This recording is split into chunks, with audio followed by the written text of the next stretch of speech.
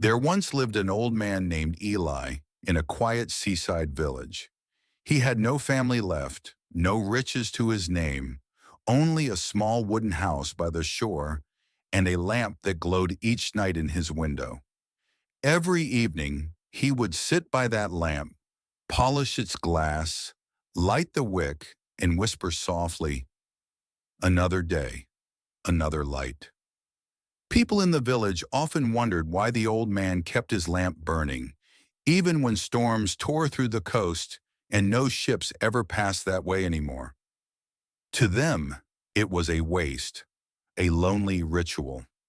But Eli smiled each time someone asked. He'd simply say, because one day, someone lost might see it. One night, a stranger knocked on his door. The man was tall, cloaked, and carried a heavy walking stick. He said he was a traveler who had walked for many days, seeking wisdom. "I've heard," the traveler said, "that you hold the secret to a peaceful heart."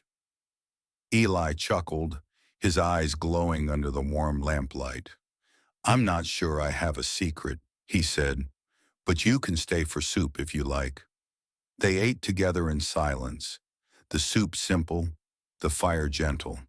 After the meal, the traveler asked, "Old man, if you could have one wish, anything in this world, what would it be?" Eli thought for a long time, then smiled.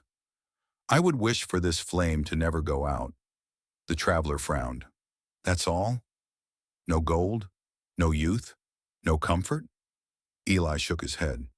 "If this flame stays, it means I still have reason to give light, and as long as I can give light, I am alive." That night, the traveler revealed something strange. He said, "I am not just a man. I am the keeper of doors. The one who grants choices. Behind three doors are your possible lives. Choose one, and it shall be yours." Eli followed him out into the storm. In the darkness, three doors stood before them. One made of gold, glowing brightly. One made of glass, reflecting his younger self. And one made of old driftwood, worn and cracked by time.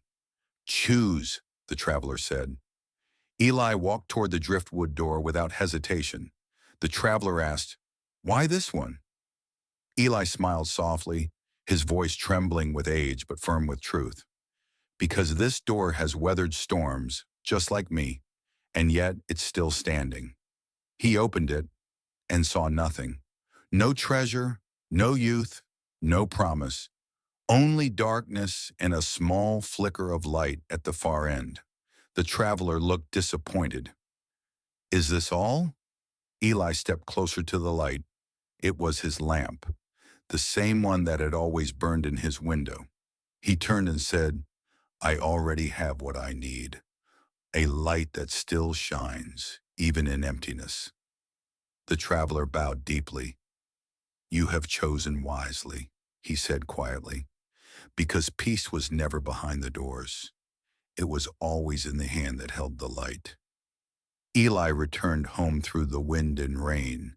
He set the lamp back in its place by the window. The flame danced softly, steady and warm. And for the rest of his life, the people of the village said that when storms came and the sea grew wild, you could still see Eli's light, a single glow in the darkness, guiding those who had lost their way. If you had to choose one of the three doors, which one would you pick? The golden door, wealth; the glass door, youth; the old driftwood door, inner peace. And why? Tell me your choice. Your story might inspire someone who is struggling right now. Yellow Heart.